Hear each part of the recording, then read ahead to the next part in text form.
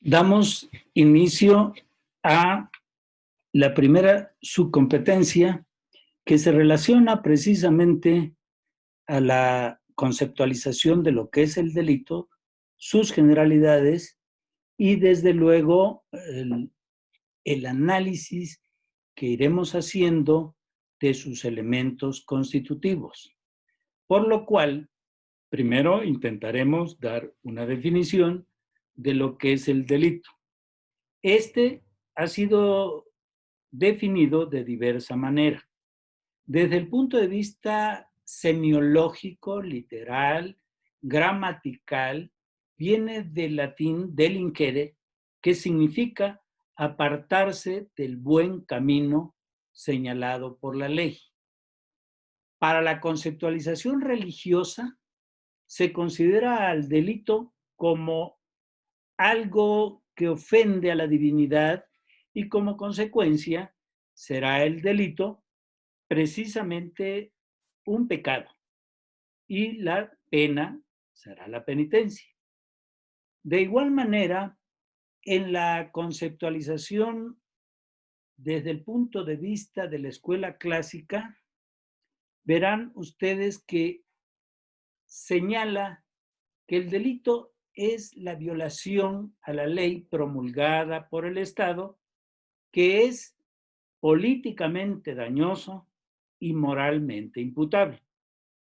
De igual manera, la escuela positivista, encabezada por César Lombroso, Rafael Garófalo y Enrique Ferri, nos dicen que el delito es precisamente la violación a los sentimientos altruistas de piedad y probidad en la medida en que son necesarios para la vida en colectividad.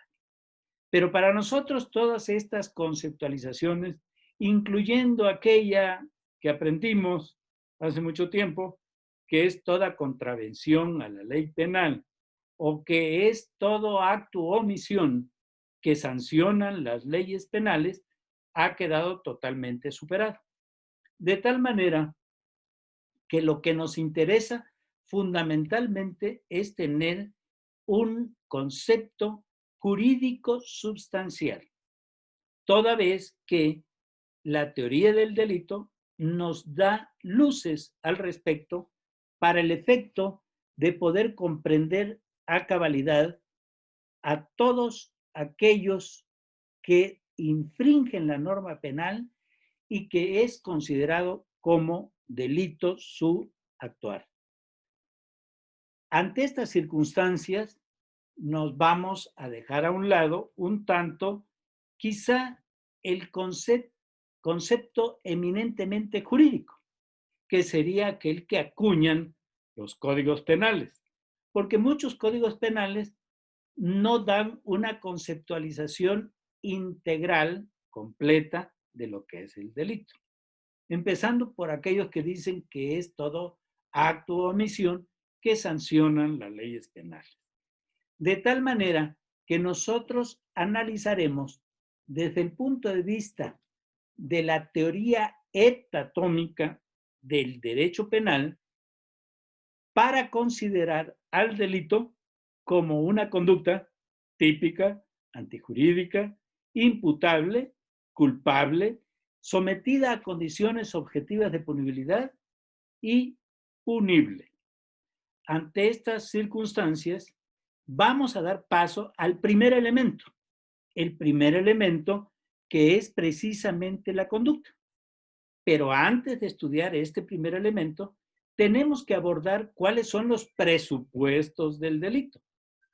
Al hablar de presupuestos del delito, tenemos que referirnos a aquellos elementos que deben preexistir, toda vez que se requiere que necesariamente existan para que se dé la conducta delictiva. Uno de ellos es precisamente la existencia del tipo penal. El tipo penal es la descripción de la conducta prohibida con cada uno de los elementos constitutivos que dan como consecuencia la aparición de un delito en particular. En tal virtud, como un presupuesto a fortiori, es la existencia del tipo penal. Si no existe el tipo, no existe delito. De ahí que aparezca un dogma penal denominado nullum crimen sine tipo, es decir, no habrá delito sin tipo penal. Otro de los presupuestos que deben de existir previamente es el sujeto activo, el sujeto pasivo, el bien jurídico tutelado y el objeto material en algunos casos. En tal virtud que para que exista la conducta se requiere un sujeto que éste realice una actividad que encuadre, se amolde, se adecue a lo que se establece en la ley penal considerada esta conducta como delictiva. De igual manera, se requiere que exista un sujeto personal o impersonal, que es el sujeto pasivo. El sujeto pasivo es en quien recae la conducta prohibida o quien resiente directa o indirectamente la conducta prohibida desplegada por el sujeto activo. En tal virtud, por un lado tenemos sujeto activo, quien realiza la conducta delictiva, que en algunos casos se le denomina delincuente incorrectamente, pero así se le conoce. Criminal, también considerado incorrectamente. Y victimario. ¿Por qué no victimario? Porque no estamos hablando de victimología. ¿Por qué no criminal? Porque no estamos hablando de criminología. El concepto correcto, adecuado, es sujeto activo, porque estamos hablando de ciencia jurídica penal. Luego nos vamos al sujeto pasivo. El sujeto pasivo es precisamente en quien recae la conducta. Este también ha tenido diversos nombres incorrectos, como son víctima, como son ofendido. Para la teoría jurídica, dogmática, penal, es sujeto pasivo, es decir, en quien recae la conducta prohibida realizada por el sujeto activo. Se denomina sujeto pasivo personal o impersonal. Es decir, puede ser que sea alguien que represente a una compañía o a una sociedad o a una persona moral. Si la conducta recae sobre la persona moral, si la conducta recae sobre ese ente jurídico constituido por una agrupación de personas físicas, estamos hablando de un sujeto pasivo impersonal. Como ustedes ya recuerdan, las personas morales son todas aquellas agrupaciones que indudablemente se forman con personas físicas y son las asociaciones, sociedades mercantiles, sociedades civiles, instituciones políticas, gubernamentales, etcétera, etcétera, etcétera. El sujeto pasivo personal es la persona física que directa e inmediatamente resiente, en el que recae o se resiente la conducta desplegada por el sujeto activo. En tal virtud que no podemos hablar de víctima porque estaríamos utilizando una conceptualización de la materia o la ciencia de la victimología. En tal virtud, no es factible, no es correcto, no es adecuado, no es prudente hablar de víctimas. coloquialmente escuchamos en los medios de comunicación que se habla de víctimas. Y de manera social, pues se entiende que la víctima es quien sufrió el daño por el delito. En otros términos, tampoco podemos decir ofendido, porque el ofendido puede ser el ofendido directo, es decir, quien recae los efectos del delito, o los que sufren las consecuencias del mismo. Por eso, en el caso del homicidio, aquí vamos a ver con claridad que el sujeto activo es el homicida, el que realizó la conducta de privar de la vida a otra persona. Y el sujeto pasivo es la persona que fallece a consecuencia de la conducta homicida. Y el ofendido o los ofendidos son los familiares quienes resienten la conducta delictiva del homicidio. En algunas ocasiones tenemos que efectivamente sujeto pasivo y ofendido coinciden, pero en otras ocasiones se desplaza el concepto de ofendidos hacia terceras personas.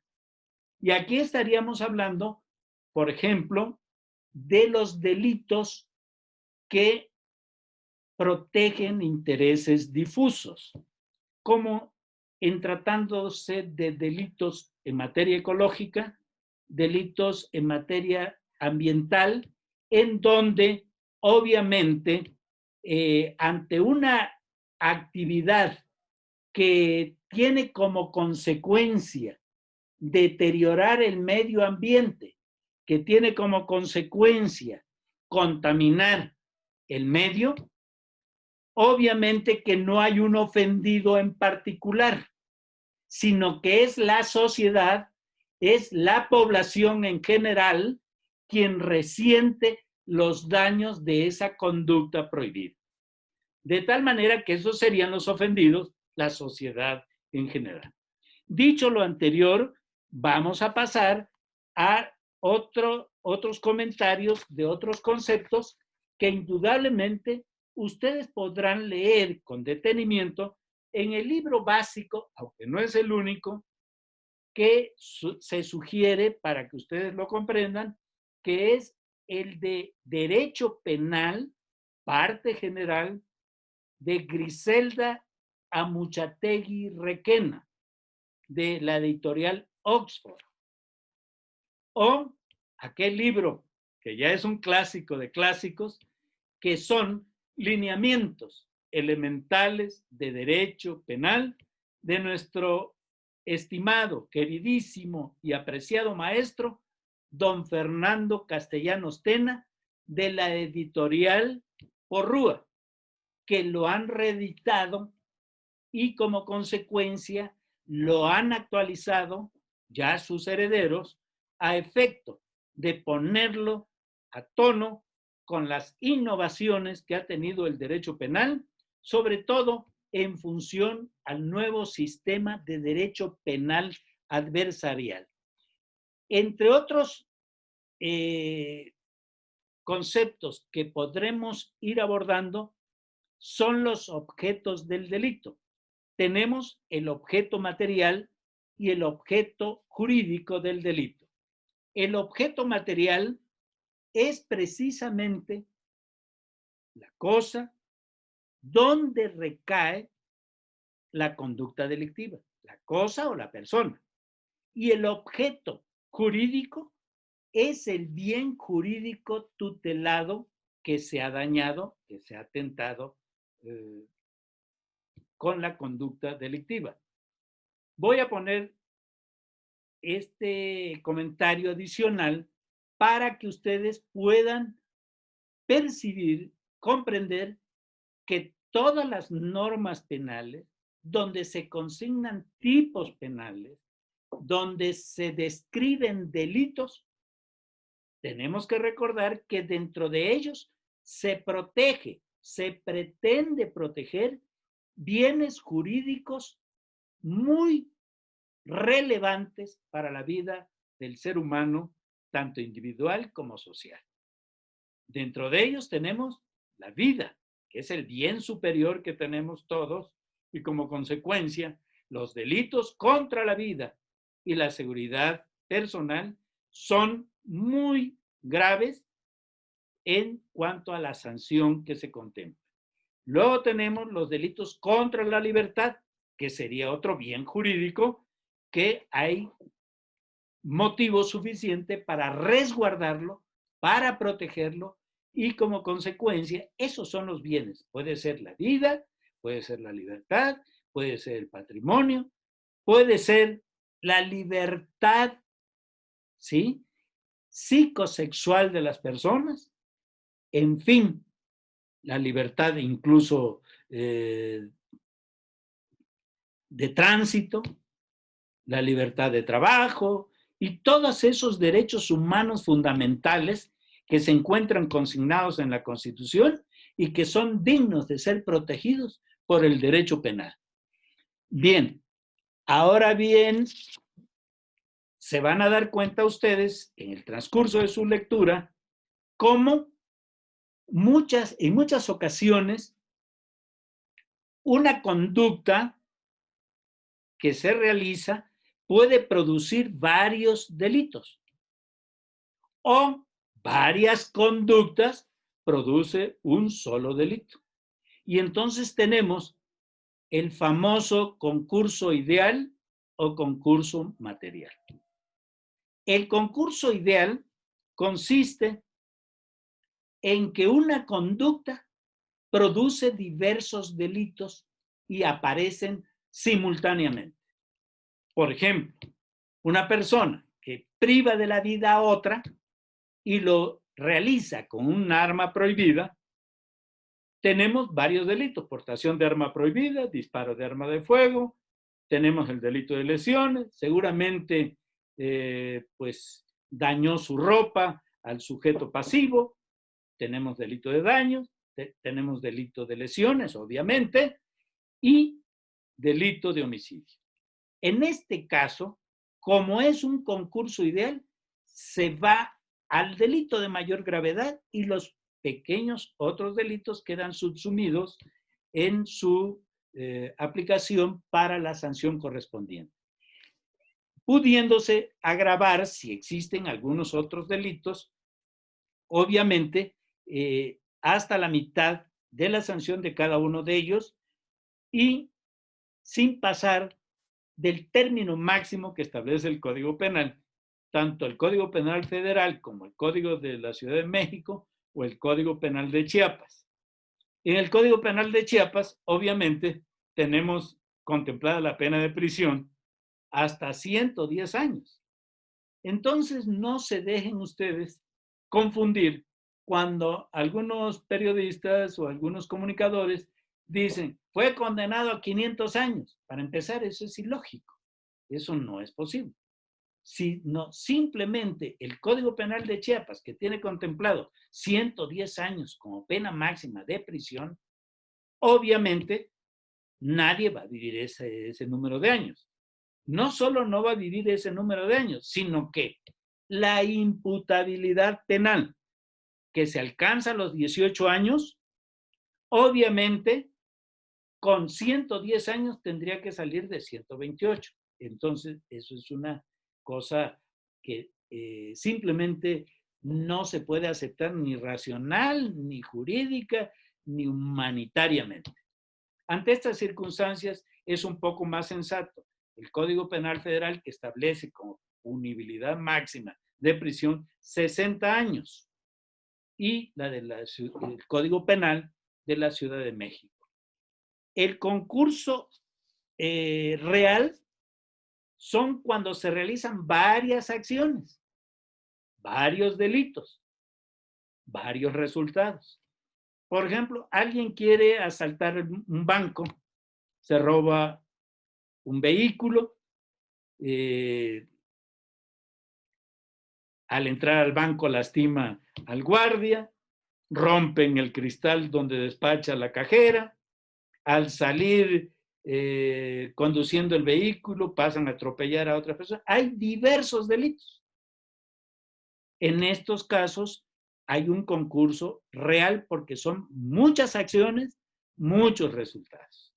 En tal virtud que este sería el concurso real y que también el concurso real tendrá una punibilidad atendiendo a la acumulación de la punibilidad de los delitos cometidos en lo particular, pero también sin que se exceda del máximo señalado en el Código Penal Federal, es decir, de los 60 años, o en este caso de Chiapas, de 110 años. Vean ustedes cómo es interesante ver estas cuestiones que nos van a permitir avanzar en nuestro curso. Un aspecto muy interesante en la materia penal es lo que se denomina el iter criminis, o vida del delito, o camino del delito, o ruta del delito. El iter criminis es una institución jurídica penal muy interesante porque es la génesis de cómo se origina la conducta delictiva, empezando obviamente por una fase interna y terminando por una fase externa. Cada una de estas fases tiene precisamente diversas etapas. ¿Cuándo aparece la fase interna? Aparece la fase interna con la idea criminosa. Todo en la vida aparece con una idea. Esa idea es sometida a un proceso de deliberación. En esta deliberación, obviamente, el sujeto activo pondera, pone en una balanza. Si le conviene, no le conviene. Si lo realiza, cuáles son las consecuencias. Si no la realiza, de igual manera, cuáles serán las consecuencias. Y, desde luego, dentro de ese proceso de deliberación, en esos dos elementos, figuras que tenemos en nuestra mente, el diablito y el angelito, pues están en permanente lucha entre el bien y el mal. Si gana el mal, viene lo que se llama la resolución, es decir, el sujeto activo dice, sí, lo voy a hacer. Y una vez concluida la fase interna, que termina con la resolución, viene la fase externa, que es precisamente la manifestación, siguiendo con la preparación y la ejecución. La manifestación, obviamente, es cuando ya se externa. Y ahí sí empieza a tener el derecho penal su intervención porque es lo que le interesa al derecho penal. Al derecho penal le interesan los actos de ejecución externa. Por lo tanto, todo lo que haya sucedido, acaecido en la fase interna, le es ajeno al derecho penal. Sería tanto como sancionar y castigar lo que estamos pensando. ¿Cuántos de nosotros quizá hayamos tenido ideas criminosas, pero no le hemos dado la cabida, ni hemos estado deliberando y mucho menos hecho el proceso de resolución y menos de la manifestación? Pero si ya manifestamos que vamos a realizar ya una conducta de las consideradas como delictivas, obviamente en ese momento empieza a tener participación en el derecho penal y vendrá a haber consecuencias jurídicas de responsabilidad. Indudablemente que la preparación ya se manifiesta después de haber manifestado, expresado, externado que se quiere realizar el delito, y la preparación, como su nombre lo indica, conseguir el arma, vigilar al sujeto, ver la forma de evadir la acción de la justicia. Y por último, tenemos la ejecución. Es decir, cuando ya se realiza la conducta típica expresamente prevista en la norma jurídica penal. Me parece que aquí ya habría que ver en la ejecución todos aquellos aspectos de la tentativa acabada, inacabada, delito de imposible realización y todos estos aspectos que son dignos de consideración. La tentativa, obviamente, se presenta cuando se han realizado todos, ¿sí? Los actos necesarios para llevar a la plena realización de la conducta prohibida como delito, pero que ésta, por causas ajenas a la voluntad del sujeto activo, no se realiza. Es decir, empieza a disparar y se encasquilla la pistola. Empieza a disparar, pero alguien en ese momento le da un golpe y le quita el arma. Y así sucesivamente. O en aquellos casos por la intervención oportuna, que sería el delito inacabado, en donde un sujeto le da una sustancia para privar de la vida, pero por la acción oportuna de otros, este no se muere. De tal manera que vean ustedes la importancia que tiene estudiar estos aspectos. Con esto daríamos por concluido el primer elemento, que es la conducta. No olvidemos que la conducta va a ser eliminada por su aspecto negativo, que será la falta de conducta. ¿Quién es el único sujeto de conducta? Son las personas físicas. Lo que quiere decir que quedan descartados los animales, quedan descartados las personas morales, quedan descartados los animales. Solo las personas físicas son sujetos de conducta. En tal virtud que habrá ausencia de conducta cuando el sujeto no manifiesta su voluntad y aquí estaríamos en presencia de algunos aspectos como causa de fuerza mayor. Ahí no hay conducta, porque la causa de fuerza mayor o la vis mayor son sucesos productos de la naturaleza. ¿Y esto qué significa? Que aquí no interviene el ser humano en lo absoluto. También tenemos el hipnotismo, un sujeto que está bajo hipnosis, obviamente que no tiene voluntad propia y se convierte en un instrumento de comisión de un delito. El sueño profundo, que estos son casos muy específicos como el sonambulismo, que se tiene que demostrar probatoriamente que efectivamente bajo sueño profundo uno realiza una conducta constitutiva de delito, o el caso del sonambulismo, en donde hay que demostrar a través de peritajes especializados que efectivamente se realizó bajo este estado de inconsciencia en donde no hay voluntad en el sujeto. De tal manera que, para resumir, en ausencia de conducta tenemos la vis mayor, causa de fuerza mayor, tenemos el sueño profundo, tenemos el sonambulismo, tenemos el hipnotismo. Con esto, grosso modo, daríamos por terminado este primer elemento con la ausencia del mismo, que, como ya les dije, para que haya delito se requiere la existencia de los elementos positivos o constitutivos del delito.